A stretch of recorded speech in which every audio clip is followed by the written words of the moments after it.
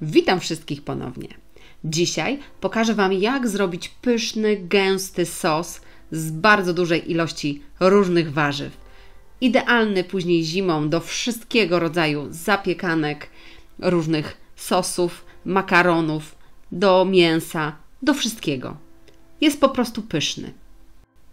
Warto go zrobić szczególnie teraz, kiedy jest dużo warzyw w ogrodzie. Zapraszam na przepis. Składniki wypisałam również pod filmem. Przygotowanie sosu zaczynamy od pokrojenia pomidorów i wstawienia ich do garnka. Niech się zaczną rozparzać i odparowywać z nadmiaru wody. Najlepiej, żeby pomidory były mocno dojrzałe. Pomidory kroimy razem ze skórą. Odcinamy tylko twarde zielone części ze środka. Tych pomidorów potrzebujemy około 3,5 kg. Kroimy w nieduże kawałki.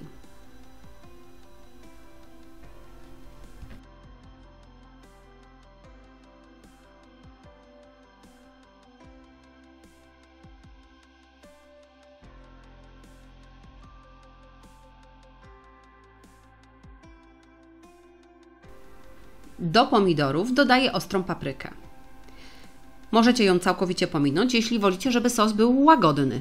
Możecie dać jej tylko trochę lub całą, jeśli chcecie bardziej intensywny w smaku ostry sos. To już jak wolicie. Ja daję jedną paprykę razem z nasionami.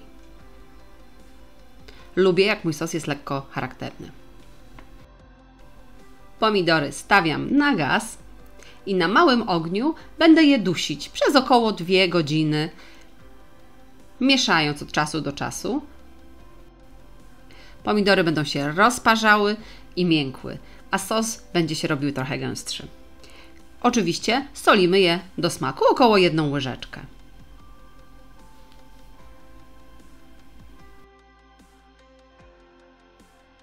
Pomidory się parzą, a my możemy przygotować sobie pozostałe warzywa.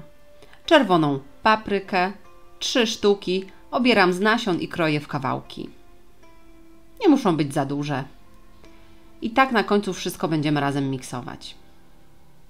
Układam je na blaszce.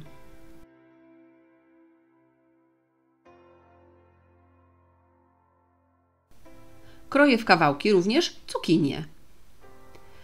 Moja cukinia nie ma za dużych nasion, bo jest dosyć młoda, więc nie wydrążam ich ze środka. Jeśli macie bardzo duże nasiona w środku, to je wydrążcie łyżką.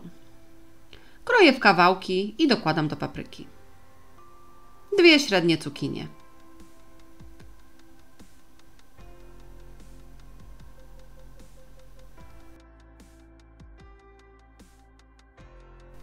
Na drugą blaszkę układam w kawałkach cebulę,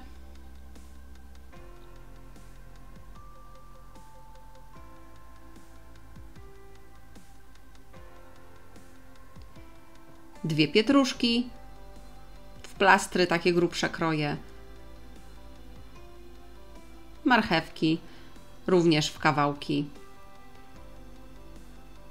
nie za duże, żeby szybko się upiekły. Do tego kawałek spory selera, również kroję w kawałki. I oczywiście czosnek. 3 duże główki czosnku przekrajam w poprzek i również układam na warzywa. Później jak się upiecze, wyciśniemy go łatwiej ze skórek. Warzywa skrapiam po wierzchu odrobiną oleju.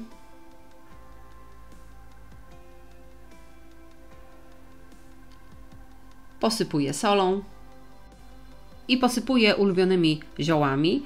U mnie zielona czubryca. Oczywiście możecie użyć całkiem innych, takie jakie lubicie. Warzywa wstawiamy do piekarnika rozgrzanego do 180 stopni z termoobiegiem i będziemy piekli około 1,5 godziny. Aż warzywa będą bardzo miękkie i lekko przypieczone, bo to również doda im smaku. I gotowe. Jeszcze sprawdzę widelcem, czy na pewno wszystko jest mięciutkie. Szczególnie warzywa korzeniowe. I gotowe.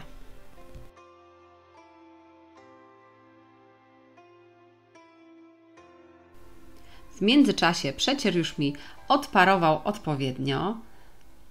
Wycisnę sobie upieczony czosnek, bo tylko tych skorupek nie damy do naszego sosu. Czosnek jest upieczony i pyszny i mięciutki. Musimy go tylko wyjąć.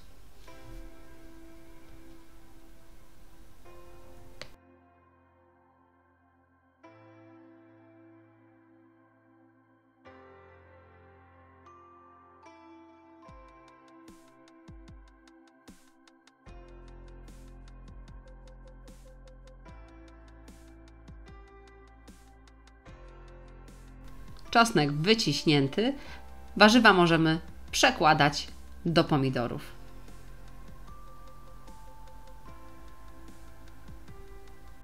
Najpierw z jednej blaszki i z drugiej również.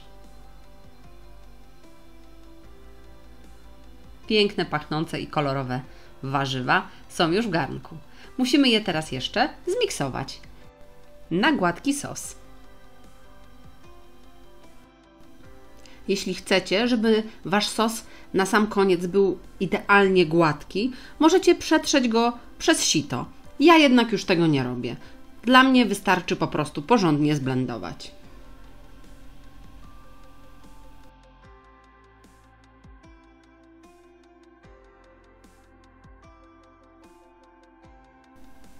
Nasz sos na sam koniec jeszcze doprawiamy do smaku pieprzem, około pół łyżeczki, słodką mieloną czerwoną papryką, około łyżeczki i solą. Soli jeszcze dodajemy, chociaż już wcześniej dodawaliśmy do warzyw, ale jeszcze dalej potrzeba. Ale tu musicie do smaku próbować. Ja dodałam około łyżeczki. Wszystko razem mieszamy dokładnie i możemy przekładać do słoików.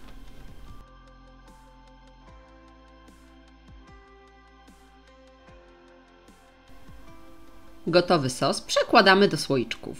U mnie półlitrowe, bo takie idealnie pasują mi na jedno danie.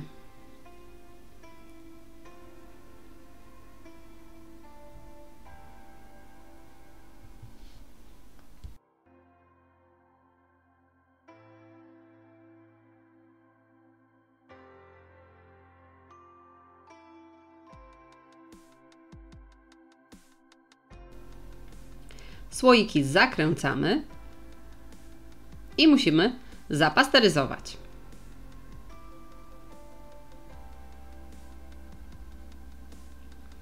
Tradycyjnie wstawiamy je do garnka wyłożonego ściereczką bawełnianą i zalewamy wodą.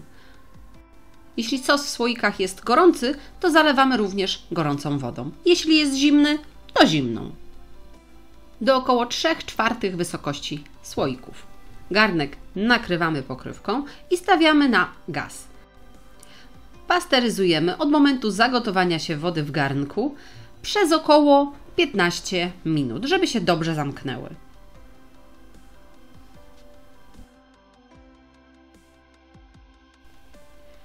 Po tym czasie słoiki są gotowe, możemy je wyjmować. Wyciągamy na ściereczkę i układamy do góry dnem. Zostawiamy do całkowitego wystygnięcia. Jeśli podobał się Wam mój przepis, próbujcie zrobić takie w domu. Koniecznie piszcie w komentarzach, czy Wam smakowało. Dajcie łapkę w górę i naciśnijcie subskrybuj, żeby być na bieżąco z moimi przepisami. Po więcej pomysłów zapraszam również na moją stronę swojskiejedzonko.com oraz na moje playlisty na YouTube. Tam znajdziecie również dużo przepisów na domowe przetwory. I nie tylko. Do usłyszenia!